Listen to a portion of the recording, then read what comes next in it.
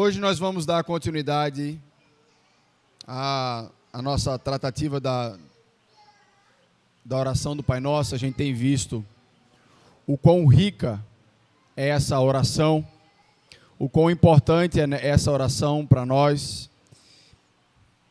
E eu posso dizer, em causa própria, do quanto isso tem me ajudado nas minhas próprias orações como pastor, como servo de Deus. Espero que esteja ajudando cada um de vocês também. Eu queria começar contando uma história muito bacana, muito forte, real. Na África do Sul, ela havia sido dominada, colonizada, e havia uma segregação racial, onde 10% da população branca mandava em 90% da população negra. E essas duas raças não se misturavam.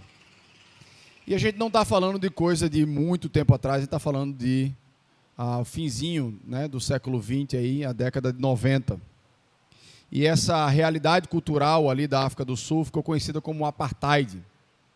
E uma das pessoas que Deus levantou para batalhar contra isso foi o Nelson Mandela.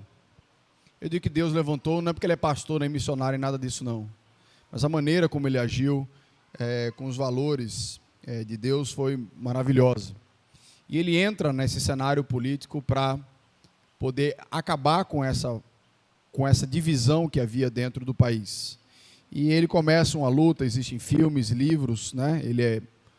Se você tiver o privilégio de ir na África do Sul, ele é a figura mais importante da África do Sul, né? Tem várias estátuas dele pelo país. E ele teve uma luta muito grande, né? Ele ficou preso por conta dessa batalha. Até o momento onde ele é eleito o primeiro presidente negro da África do Sul. E agora acontece o inverso. Os negros assumem o poder da nação. Depois de anos, né, de muito tempo de opressão dos brancos contra os negros. E há aquela expectativa, aquele anseio no coração de que diz, agora quem manda são os negros, agora os brancos vão ver, vão ter que engolir. E eles começam a criar um sentimento oposto, né? Agora a gente que vai massacrar vocês, que a gente vai oprimir vocês. Mas essa nunca foi a mentalidade de Mandela. A mentalidade dele é, por mais que eles nos oprimissem, eles fazem parte do nosso povo, nós precisamos unir o nosso povo. Se eu retaliá-los, a gente está alimentando esse sistema. E ele institui um negócio que ficou conhecido como a Comissão da Reconciliação. Mandela instituiu no país que todos aqueles que confessassem os seus crimes perante as vítimas ou afetados pelos males, eles não seriam punidos, eles seriam perdoados pelos seus crimes. De cara, a gente já enxerga uma coisa diferente. E a história conta de um soldado que foi nesse tribunal da reconciliação, na comissão de reconciliação. E esse tribunal havia colocado um homem junto com seu filho, enrolado num tapete na casa dessa família. Esse pai, junto com o filho, estavam enrolados no tapete, eles foram colocados fogos vivos, eles foram queimados vivos na sala da casa, e a mãe e a esposa assistindo essa cena horrível acontecendo na sua própria casa. Chega o dia desse homem ser julgado, esse homem confessa o crime na presença da viúva e também da mãe, que é a mesma pessoa.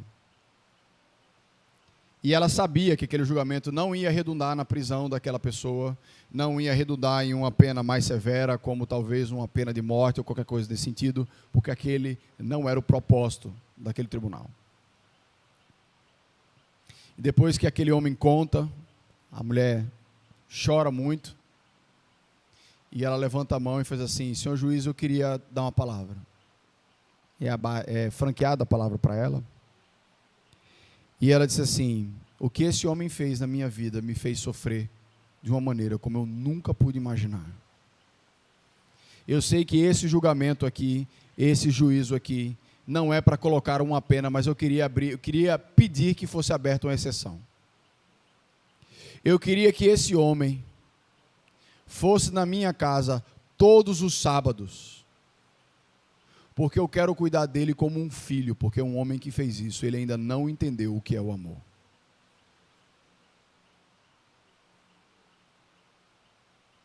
E assim foi feito. Aquela mulher cuidou do assassino do seu marido e do seu filho, como se fosse um filho. Muitas vezes nós achamos que uma cultura igualitária, vamos dizer assim, de vingança é mais eficiente do que o perdão. E nós acabamos não compreendendo como é que o Evangelho funciona, como é que o nosso Deus funciona e o poder espiritual que há por trás da perspectiva do perdão colocada na palavra de Deus. Então quero pedir que você abra sua Bíblia em Mateus capítulo 6, a partir do versículo 9.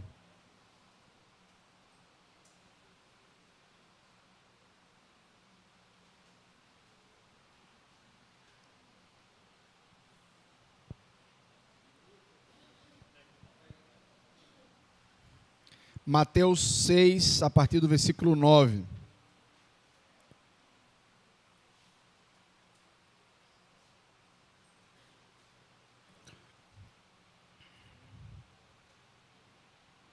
O texto diz o seguinte: portanto, orem assim: Pai nosso, que estás nos céus, que todos reconheçam que o teu nome é santo, venha o teu reino, que a tua vontade seja feita na terra como é feita no céu. Dá-nos hoje o alimento que precisamos, perdoa as nossas ofensas, como também nós perdoamos as pessoas que nos ofenderam. E não deixeis sejamos tentados, mas livra-nos do mal, pois teu é o reino, o poder e a glória para sempre. Amém.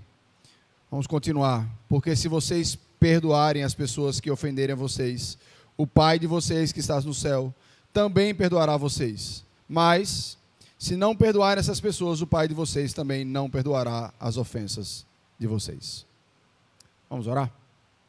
Senhor, nosso Deus, nosso Pai, que o nosso coração, a nossa mente, Senhor Deus, estejam focados na Tua palavra, naquilo que o Teu Santo Espírito quer falar para nós nessa noite. Principalmente num tema, Pai, tão importante quanto esse. Com tantas questões envolvidas, Pai, com um passado, geralmente, que vem à nossa mente, ao nosso coração. Nos ajuda, Pai, nessa noite, que nós sejamos ministrados, Pai, pela Tua verdade, pela Tua revelação. É assim que nós oramos, em nome do Teu Filho amado Jesus. Amém. A gente viu que um dos princípios da oração do Pai Nosso, que a gente viu que a ideia não é ficar repetindo, mas ter como modelo. Um dos princípios é que nossas orações, elas devem iniciar com a adoração, focando naquilo que Deus é, focando no nome de Deus, focando no reino de Deus, focando na vontade de Deus. Também vimos que há espaço para a gente colocar os nossos pedidos, as nossas necessidades diante de Deus, mas de uma maneira que a gente compreenda, que a gente depende dEle, que a gente agradece a Deus pela providência dEle, através do pão que nos é dado todos os dias, fielmente pela mão do nosso Senhor. E que a gente viu que a promessa de Deus não é de luxo. A promessa de Deus é nos amparar em nossas necessidades. E Jesus, dando continuidade aos itens que devem fazer parte da nossa oração, ele chega num item importantíssimo para as nossas orações. Nossas orações devem ser frequentes, e frequentemente nas nossas orações precisa haver o nosso pedido de perdão. Jesus nos ensina a chegarmos diante do Pai e pedir, clamar por perdão às nossas ofensas, às nossas dívidas, né? Como é colocado, é interessante que Mateus coloca como dívida, Lucas coloca como pecados, né? Perdoa os nossos pecados, porque na verdade não há diferença. Nós temos com Deus uma dívida moral contra o nosso Deus, que é importante a gente entender por que a gente precisa pedir perdão para Deus. Deus nos fez para sermos santos e perfeitos. Deus, como nosso Criador, dentro da prerrogativa dele como Criador, ele pode ter anseios e propósitos para aquilo que ele mesmo criou. Imagine você que você está inventando um novo aparelho que você não aguenta mais dobrar a roupa que sai do varal em casa. E você está criando uma máquina que dobra roupa em casa. Você tem todo o trabalho de que aquela máquina dobre roupa. Se você, depois de muitas horas de trabalhar muito, ela não dobra roupa, como você se sente em relação à sua máquina? Que ela é inútil. Gastei tanto tempo, gastei meu esforço e a máquina é para dobrar roupa e não dobra. Ou melhor, começou dobrando e no final não dobra mais. Ela agora quer fazer bolha. Mas eu não quero uma máquina que faz bolha, é só soprar um negocinho que sai bolha. Deus, quando nos criou, criou para sermos santos e perfeitos, e nós vivemos o contrário daquilo que Deus deseja e projetou para nós. Por isso nós temos uma dívida moral com o nosso Deus todos os dias, porque todos os dias nós saímos do propósito para o qual Deus nos criou. Nós não somos santos e perfeitos da maneira como Ele deseja. Então o que acontece é que cada dia que nós passamos sem o perdão de Deus, a gente vai aumentando a nossa dívida com Deus, porque a gente vai pecando cada vez mais vezes, e cada vez que a nossa dívida vai aumentando, a ira de Deus também se aumenta sobre nós. Não ache que Deus olhe para o pecado de maneira apática, sem reação. Deus odeia o pecado. E quando nós insistimos no nosso pecado, a ira de Deus ela vai se acendendo sobre nós. Eu sei que muitos, essa fala no ouvido parece não encaixar, mas é isso que a palavra de Deus nos ensina.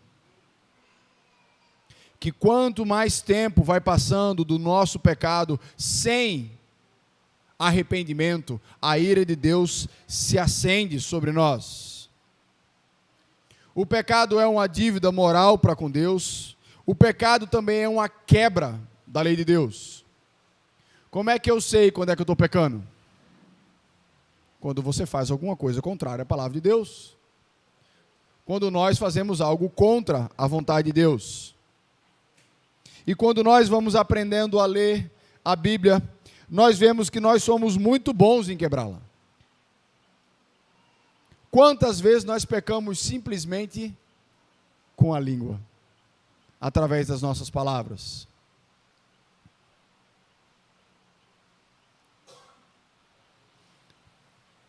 A lei é a evidência de que nós somos culpados. E eu quero que você entenda uma coisa. A nossa culpa diante de Deus não tem a ver com como a gente se sente. Não, mas eu não sinto que eu estou fazendo nada errado, que eu sou culpado. Se você vai num país, aquele país ele tem leis. Você chega num país desse aí, do país árabe, que tem cheio de lei diferente, né? Aí você vai lá e dá um abraço na mulher, e diz, pronto, lá vem a polícia. Bora, meu amigo, vamos. Foi o que eu fiz, você deu um abraço na mulher, rapaz, bora. Você quer me fazer de besta? Entra aqui. O que é que você fez? Você infringiu uma lei. Perante a lei você é culpado. Muda a situação como você se sente? Não. Diante de Deus, muita gente não se sente culpado. O fato até de você não saber que você está quebrando a lei não muda. Você quebrou a lei do mesmo jeito. Então o pecado é a quebra da lei de Deus, independente se a gente respeita Deus ou não. Ele é o legislador desse mundo, e quando nós pecamos, nós estamos quebrando a lei dele. E por fim, o pecado produz separação. O pecado produz separação em dois sentidos, horizontal e vertical. O pecado nos separa de Deus, o pecado nos separa uns dos outros.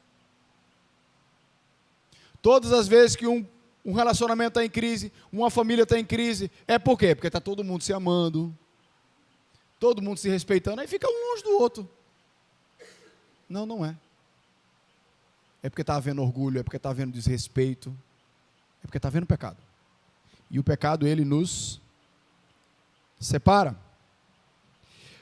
Para que tudo isso seja consertado, é preciso haver perdão, é preciso haver reconciliação.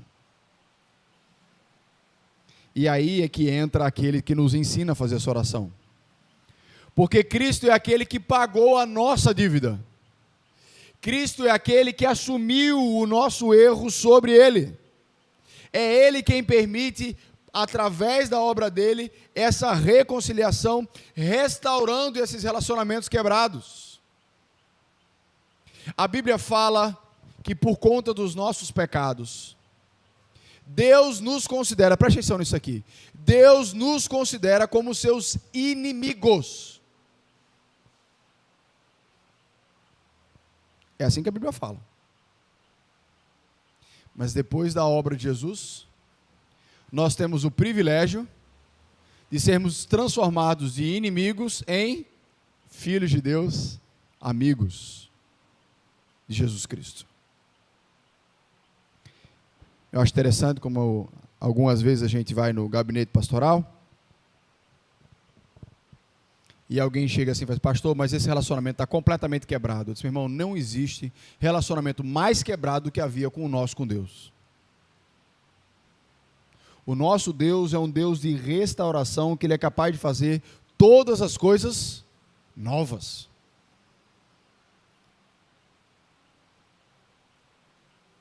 Se não fosse pela obra de Jesus, você não podia nem começar essa oração.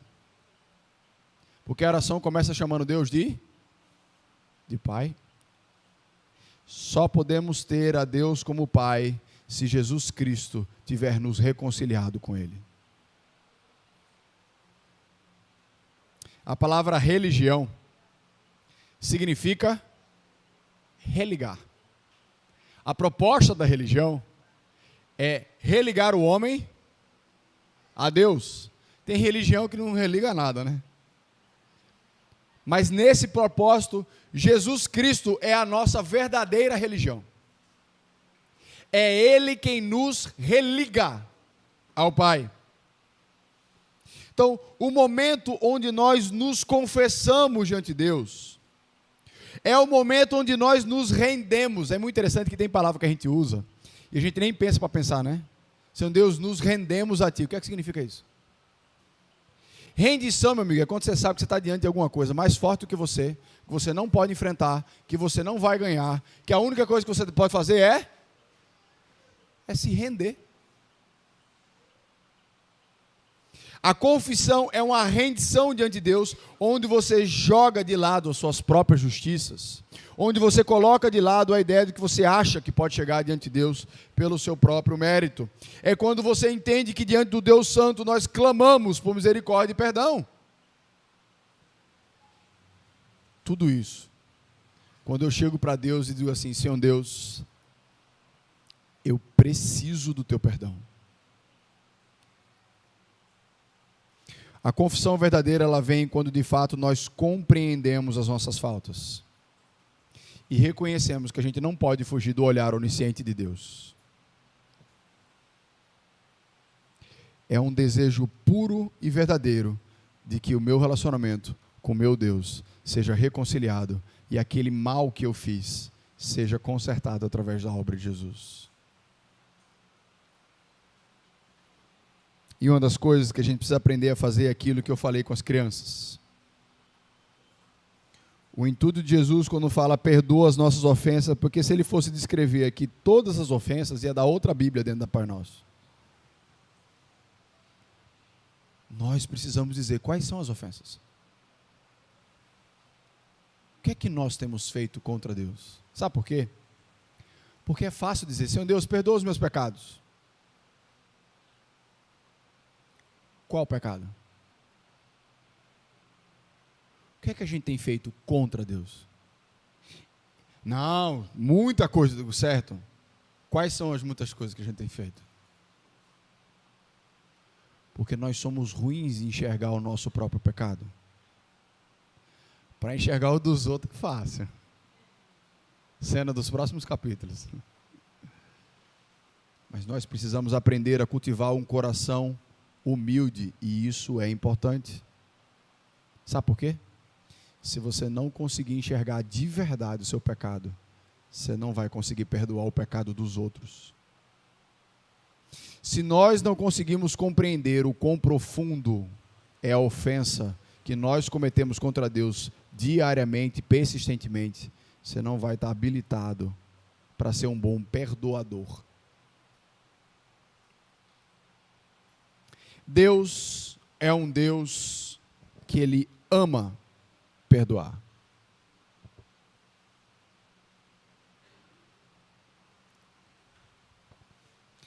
A ira de Deus se acende contra o pecado, mas a sua misericórdia brilha muito mais sobre o arrependido. Deus fala no Antigo Testamento que a ira dele pode durar de 3 a 4 gerações, mas o seu amor e a sua misericórdia pode durar por 1000 gerações. Deixa eu lhe dizer uma coisa, ainda não vivemos 1000 gerações nesse mundo. 3, 4 gerações a gente consegue até contar. Você consegue até conhecer 3, 4 gerações na sua família. Deus não tem conflito com o pecado. Deus tem conflito com o pecado que você não pede perdão. Ele sabe que a gente é pecador. Mas Ele se invoca quando Ele estabelece o meio para a salvação, estabelece o meio para o perdão, e a gente rejeita. A história do Evangelho, a boa notícia do Evangelho é a notícia do perdão. Jesus Cristo veio para que a gente pudesse ter perdão dos nossos pecados. A história do Evangelho é sobre perdão. Agora, eu preciso entender o que é que está implícito no perdão. O que é que está implícito no verdadeiro arrependimento. Quando nós pedimos perdão a Deus, não pode ser um mero conjunto de palavras que sai da nossa boca. É preciso que nós estejamos conscientes da nossa culpa e que nós estejamos dispostos a mudar aquilo que a gente está confessando.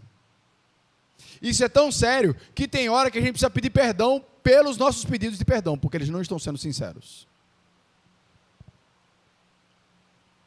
Eu fiquei tão triste quando vi isso. Tem hora que nós pedimos perdão porque faz parte do checklist da oração, mas a gente não está arrependido. A gente não está disposto a dar passos reais para que aquilo ali seja tratado e mudado.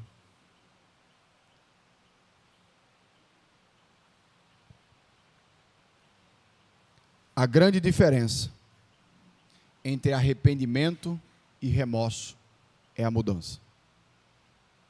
Uma pessoa que diz que está arrependida, mas continua no mesmo caminho, ela não se arrependeu. Os dois grandes exemplos bíblicos é Pedro e Judas. Os dois negaram Jesus, não foi? Os dois abandonaram Jesus, os dois traíram Jesus. Judas sentiu o remorso do que ele havia feito. Para a gente entender o que é arrependimento, você tem que pensar no contrário. O que é o contrário de trair? É ser fiel.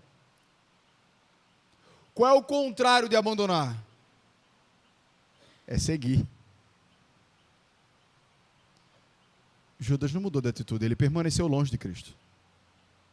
Pedro, todo errado, coração quebrantado, mas ele voltou para Jesus, foi fiel a Jesus, seguiu a Jesus. E aí Jesus fala: Pedro, tu me amas, o Senhor sabe que eu te amo, apacenta as minhas ovelhas. Deus o restaura, porque havia verdadeiro arrependimento no coração de Pedro. Existe uma coisa sobre o perdão de Deus, quando nós pedimos perdão a Ele, que a gente precisa aprender. O perdão de Deus, ele é perfeito, por dois aspectos. Primeiro, porque o perdão de Deus, ele é incondicional. Qualquer coisa que eu errar diante de Deus e eu verdadeiramente estiver arrependido e eu pedir perdão a Deus, através de Jesus Cristo, Ele perdoa. Não importa o quão terrível sejam os meus atos e as consequências dele. A dívida é rasgada e não existe mais. E como ela é rasgada e não existe mais, o que acontece? Deus resolve não mais lembrar dos nossos pecados. Deus não faz isso. A Bíblia diz que quando Deus perdoa os nossos pecados, Deus lança no mar do esquecimento.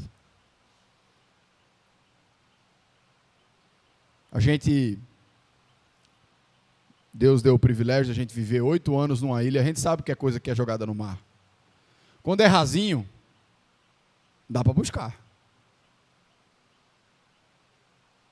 Se começar a ficar muito fundo, 20 metros, 25, meu amigo, caiu, ninguém nem tenta ir buscar.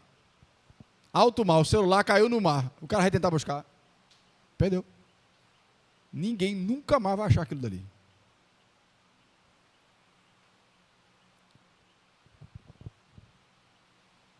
O perdão de Deus por nós é quantitativo, não importa por quantas vezes, repetitivamente, a gente pede perdão a Deus, Ele nos perdoa. O perdão de Deus, ele é qualitativo, não importa o quão sérias sejam as consequências do nosso pecado, Deus perdoa também. Porque o perdão de Deus é incondicional. Deus puniu a Cristo pelos nossos pecados. Então, a única condição para a gente receber o perdão é que nós compreendamos que o nosso perdão é nos dado através de Jesus Cristo. Se Cristo já pagou pelo meu pecado, o seu pecado, e você creditou a Ele o seu pecado, eu vou lhe ensinar uma coisa sobre Deus. Deus não cobra 2 vezes. Está pago. Você não vai chegar lá, cena de autocompadecida, que todo mundo acha que vai acontecer. Quando chega lá no céu, Deus vai abrir o livro de todos os meus pecados. Se você é crente em Cristo Jesus, não tem livro nenhum lá em cima. No máximo, aqueles que não deu tempo antes de você morrer. Porque todas as vezes que nós pedimos perdão dos nossos pecados, a nossa dívida é enriscada. É aquele menino que no colégio tem um fiado na lanchonete da tia da esquina, e que todo final do mês, o que a mãe faz? Vai lá, paga e risca a dívida. O menino nem sabe. Ele só sabe que ele pega lanche lá e a tia dá. A tia, não, minha mãe paga. Se nós conseguimos compreender que o perdão dos nossos pecados é nos dado através de Jesus Cristo, se nós conseguimos compreender a profundidade do nosso perdão horizontal, você vai dar um passo a mais para poder compreender o seu perdão horizontal. Porque Jesus nos fala para a gente pedir perdão a Deus, informando a Ele que nós temos perdoado quem nos ofende. Perdoa as nossas ofensas, como também nós perdoamos as pessoas que nos ofenderam. E Jesus, não achando pouco, quando termina de ensinar a oração, ele volta para o tema. Porque se vocês, olha, deixa eu frisar a parte aqui que vocês não entenderam. Se vocês perdoarem as pessoas que ofenderem vocês, o Pai de vocês que está no céu também perdoará vocês. Mas se não, não. Vamos entender essa parte. Jesus está dizendo que se quando eu professar isso, um nome dá uma travada aqui na garganta de algum ser humano, significa que tem alguém que eu estou precisando perdoar. Que existe alguma circunstância, alguma pessoa que eu ainda preciso perdoar aquela pessoa. Ele está me mostrando que algo precisa ser tratado. Entenda uma coisa, nessa nossa vivência social, né, uma ilustração muito conhecida, né, é como se nós fôssemos vários porcos espinhos. O que acontece com o porco espinho? Se ficar muito um junto do outro, vai espetar. Os nossos pecados estão sempre interagindo junto conosco de maneira maléfica. E nós precisamos aprender a perdoar, porque perdoar é essencial para viver em sociedade, e ainda mais de uma maneira incompreensível para o cristianismo.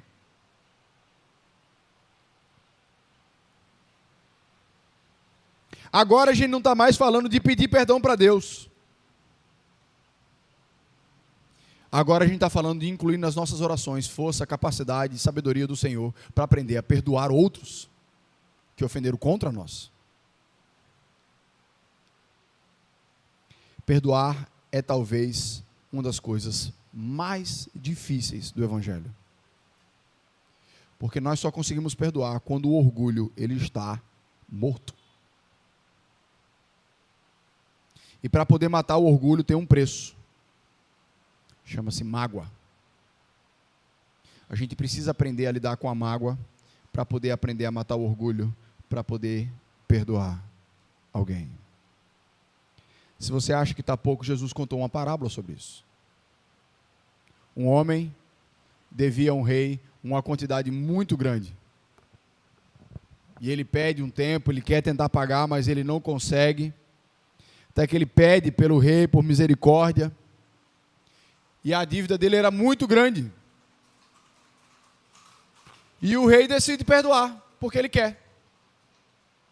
E o homem sai dali com as suas costas leves, seu coração leve, porque aquela dívida enorme que estava se acumulando, rolando com o tempo, havia sido perdoada. E ele encontra um amigo que devia uma quantidade muitas vezes menor do que ele.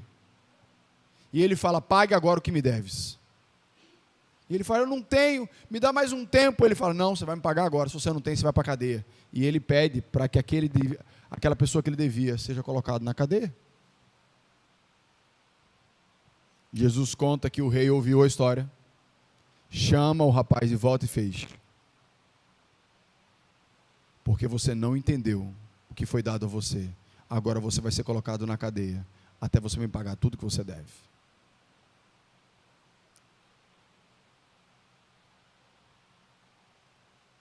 Se nós conseguimos compreender o quão grande tem sido a dívida que Deus tem perdoado nossa, da qual nós nos regozijamos, alegramos o nosso coração, ficamos com o coração em paz. Ai, que maravilha o perdão de Deus. Ei, mas você me deve.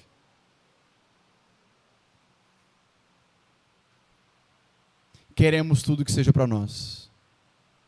O perdão e o amor de Deus, maravilha, Senhor Deus, muito obrigado pela tua misericórdia. A dívida, não, tem que pagar. No fundo, a direção é a mesma. Eu só quero o venha a nós.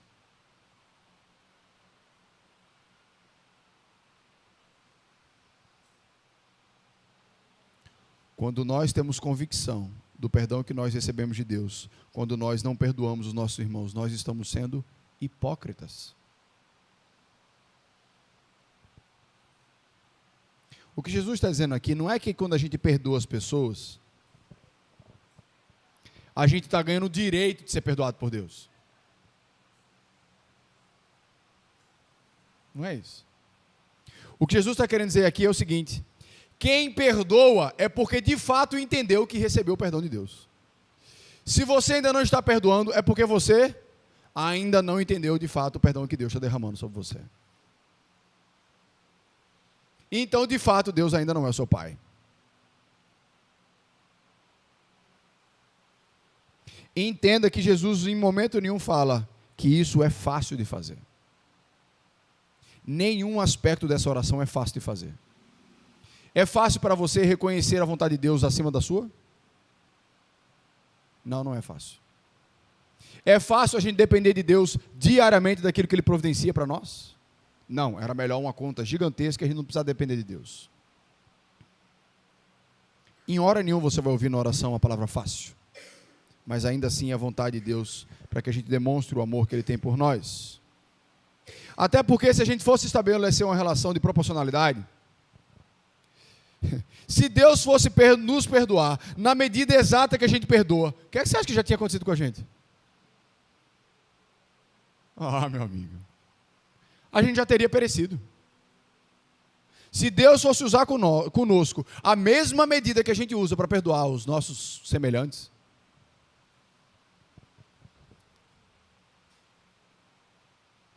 a gente não tinha durado. E o que é que significa agora não mais pedir perdão a Deus, que eu falei dos elementos do arrependimento, mas sim perdoar alguém? Quando nós afirmamos, e é importante afirmar, porque tem gente que perdoa sem dizer nada, né? Finge que nada aconteceu, né? E aí, não fala mais com ele, e depois aos pouquinhos vai voltando. O ideal bíblico é o ofensor ir lá e confessar o seu pecado, e aquele que é o ofendido faz: eu lhe perdoo.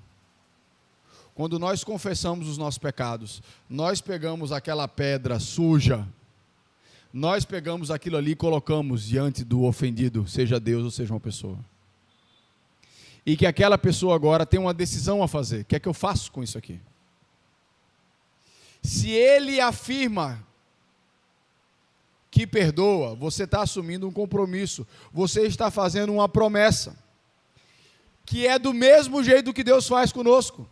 Quando nós afirmamos que perdoamos alguém, você está assumindo um compromisso de não mais tocar no assunto. Preste atenção nisso. Você pode até lembrar, mas você não pode mais tocar no assunto. Você não pode mais usar aquele assunto contra aquela pessoa, porque você afirmou para ela que você a perdoa. Então, no momento que alguém fala alguma coisa para mim, me pede perdão, e eu perdoo, ela faz de novo e faz: segunda vez, viu? Se você fizer isso, você quebrou sua promessa.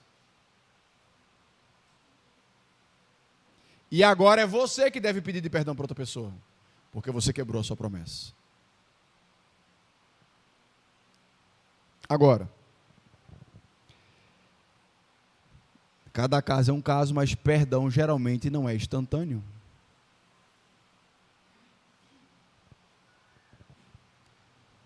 É capaz, a gente consegue cumprir uma promessa contra a nossa vontade?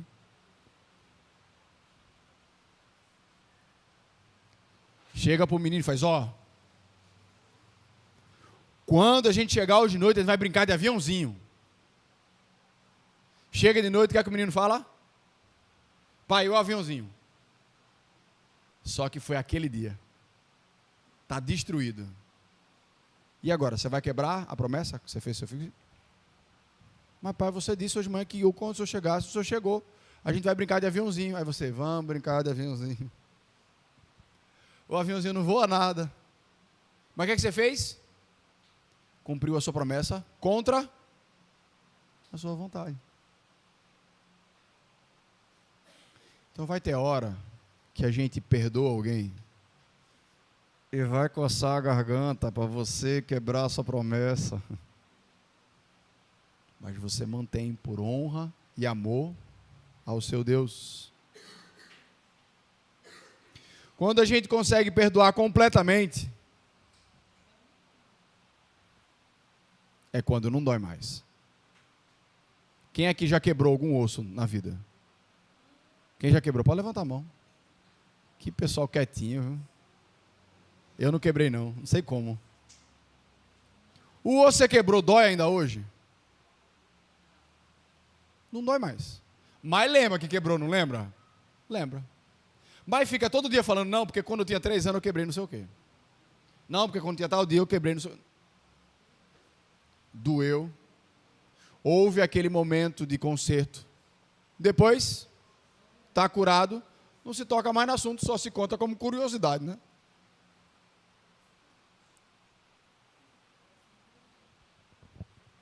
Então, quando nós perdoamos, nós não trazemos de volta, nós fazemos uma promessa e a gente não fica fofocando sobre o assunto. O assunto morre ali. E para finalizar essa temática de perdão, eu queria enfatizar agora a pessoa que está vindo lhe pedir perdão, ou você tendo que pedir perdão a alguém. Poucos têm o hábito de pedir perdão. É mais fácil fingir que nada aconteceu, depois leva um bolo, né? Oi, amiga, trouxe um bolo para tu. Fica aquele clima meio assim, mas ninguém toca no assunto, ninguém fala mais nada. Não é o que a Bíblia nos ensina.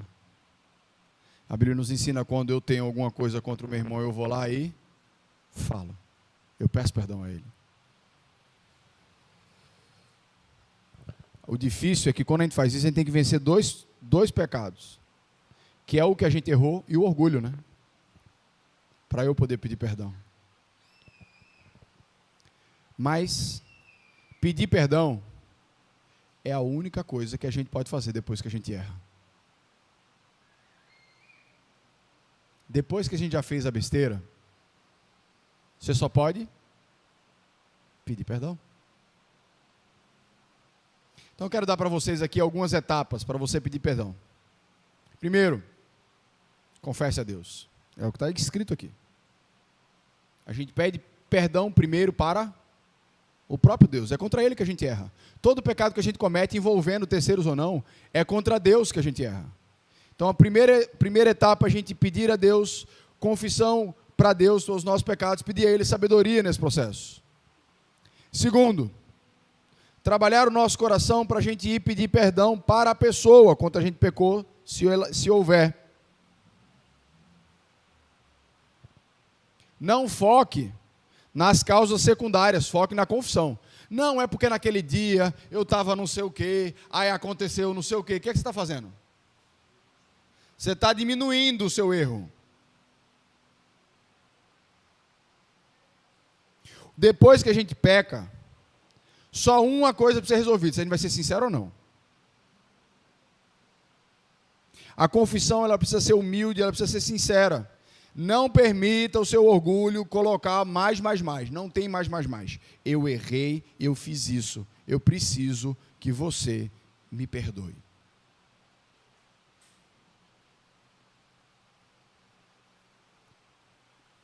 Uma confissão verdadeira, ela demanda pesar. Porque você está consciente de que você desobedeceu ao seu Deus, quebrou a lei de Deus e machucou aquele relacionamento. Ninguém conta isso em forma de piada. Se for piada, tem outro erro aí. Terceiro, nós precisamos aprender a enfrentar as consequências. Tem gente que acha que porque está pedindo perdão, porque o outro está concedendo perdão, zerou consequência. Deus nos perdoou pelos nossos pecados através de Jesus. Verdade? Verdade. Você vai morrer fisicamente ainda? Vai.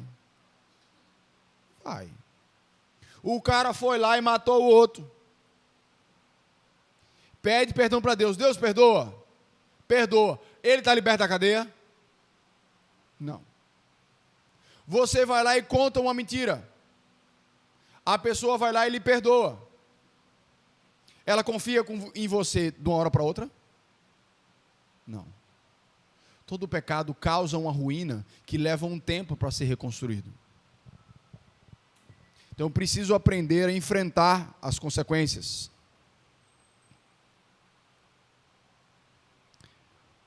Quarto, é preciso haver abandono do erro. Aquele que fica repetitivamente, sem nenhum sinal de mudança, não está mostrando que houve verdadeiro arrependimento. Por fim, é preciso que a gente busque, se possível, se necessário, reparar aquilo que foi danificado. E reparar não é compensar. Não, eu fiz isso aqui, agora eu vou levar para uma pizzaria, porque ela gosta muito de pizza, aí vai ficar tudo certo. Reparar é nós darmos passos o suficiente, ou para ressarcir aquilo que foi perdido, ou para reconciliar aquele relacionamento que foi perdido. Claro que nem sempre isso depende de nós. Às vezes a reconciliação depende de ambos os lados e um lado não quer. Por isso que a Bíblia fala, lá em Romanos, no que depender de você, tende paz com todos. Agora, perdão é importante que a gente aprenda a dar tempo um para o outro. Nosso Deus, glórias a Ele, consegue perdoar instantaneamente. Nós, por conta dos nossos pecados, precisamos de um tempo para processar. Agora, se nós aprendemos a entender que esses momentos difíceis, onde nós precisamos confessar e lidar com o nosso pecado, eu chamo isso de marco de dor. O marco de dor é importante para a gente. Há tratamentos que vão doer profundamente na nossa alma. E eles são importantes para quê? Para lembrar você, para você não fazer de novo. Está lá fazendo exercício, tal, não sei o quê, puxando ou uma academia, ou um esporte. E aí você está empolgado, chegou a hora que pá, machuca o ombro. Foi demais. Se empolgou demais, machucou o ombro. Cirurgia, recuperação, não sei o quê. Sei quantas sessões de fisioterapia. Está melhorando, volta para o esporte. O limite é o mesmo? Às vezes não é, né? Porque não adquiriu o juízo, né? Mas quando a coisa começa a ficar intensa, vai, peraí, vamos com calma, porque eu já senti, eu não quero sentir de novo. Eu não quero passar pelo que eu passei mais uma vez.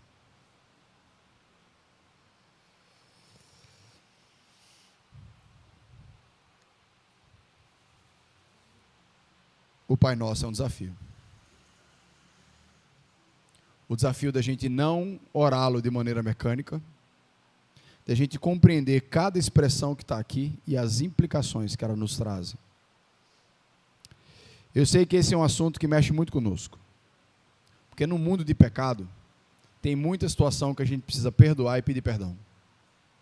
Se você está em alguma situação que você precisa de ajuda, minha orientação para você é, busque ajuda, marque uma conversa com o seu pastor e vamos conversar, para ajudar você a colocar as coisas no lugar e você aprender como você pode lidar com aquilo que você está enfrentando na maneira bíblica. O que nós precisamos, de maneira indubitável, é do perdão de Deus. E por compreender essa realidade, a gente precisa batalhar pelo perdão nos nossos relacionamentos, tanto de pedir quanto de conceder. Vamos baixar nossas cabeças, vamos orar?